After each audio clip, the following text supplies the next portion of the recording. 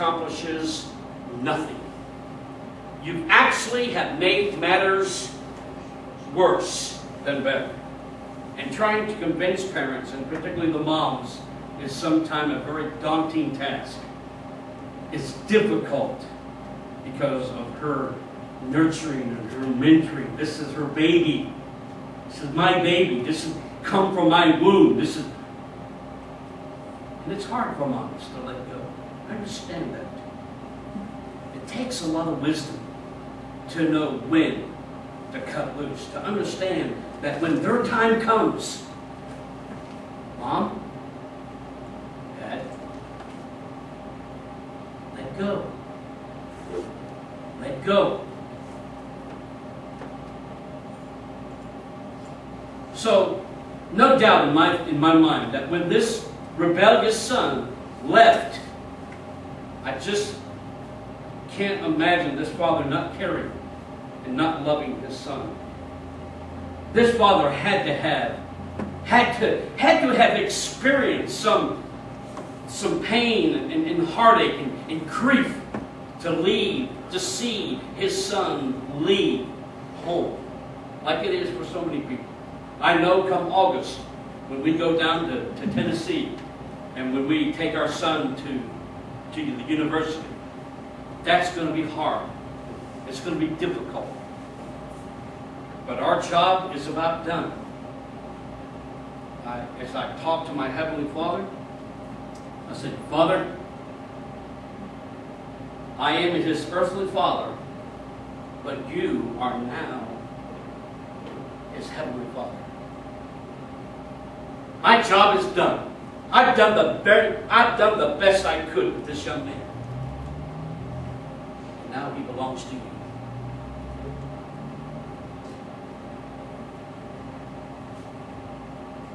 You gotta know when to let go.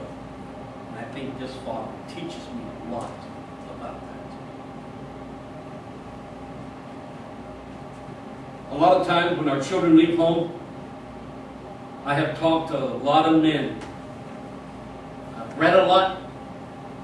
I've talked to a lot of men that when that happens, guess what the father fears?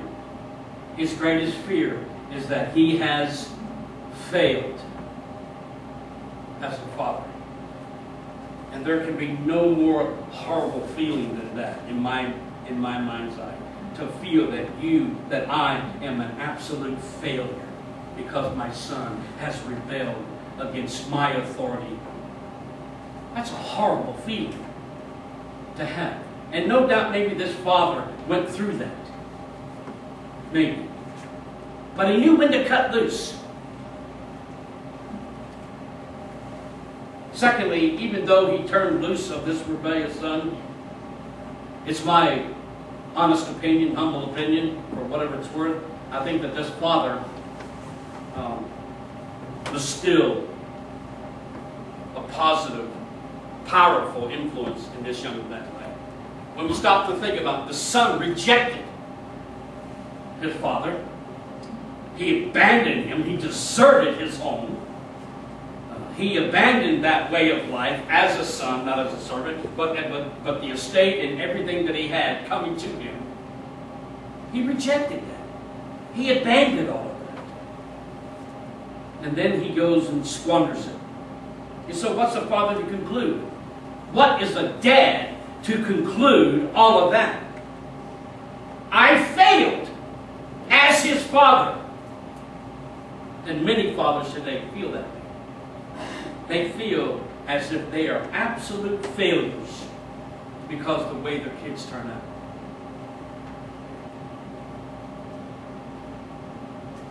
I want to throw in something here. I think it's an important factor that needs to be considered. Again, the consequences of this young man, his mistakes and his foolish decisions, as we all know from the text, eventually catches up with him in verse 17, helps us to understand that he finally indeed come to his senses. And for the simple fact, what did he think of?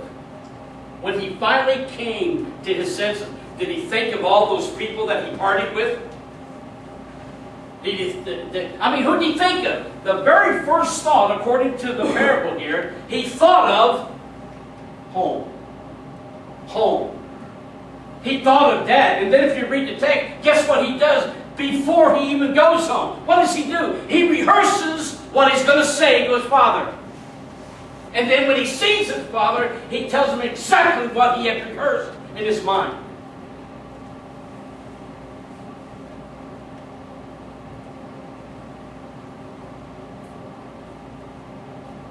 That father continued to be a powerful influence in this young man's life, even though he was in a far distant land.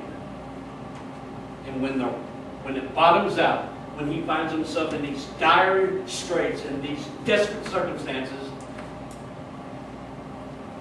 he thinks of Dad. He thinks of home. And then as we read that, he thinks about how better off even the servants are better off than he is. And he's the son. They're just servants. And he came to his senses. He came to his right mind. But the father continued to be a powerful, influential influence in this young man's life. He remembered home. But I think he remembered home because his father.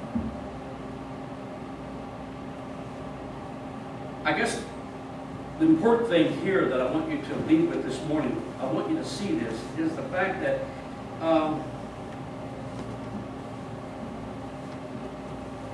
there were options for this young man. Many options. And obviously while he was in this far distant land, he took options, he made mistakes, he made choices and decisions. But in spite of all of that, what we need to remember is home was still in the back of his mind. Home. My father. And just how good I really had it.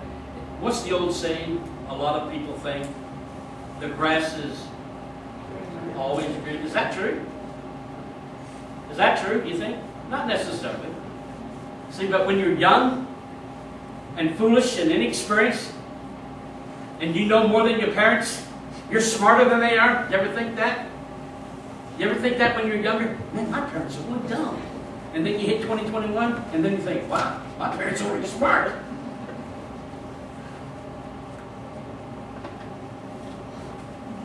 What kind of influence? Dad? Fathers? If your son was to leave and they've left, they're gone. What are their memories of home? What are their memories of you? And is it those memories, are those memories going to allow them to bring them back home because of the man that you are? This parable helps me to understand that just a little bit better. And then fourthly, the third thing that I want you to see is the father's love for his son never died. Never died. No doubt he hoped that one day, someday, his boy might return. That he would come home. And maybe the father thought too that, well, man, I hope that his memories, I hope he remembers. And then whatever the experience that they had together, that father's thinking, man, I just hope he remembers. I pray that his memories will rekindle something that will make him want to come home.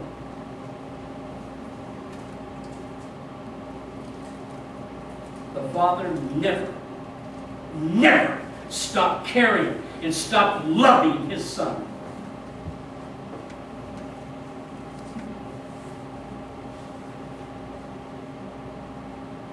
You know, a lot of parents, mom and dad both, like to micromanage. Folks, don't micromanage your kids. They're not an obstacle. They're human beings.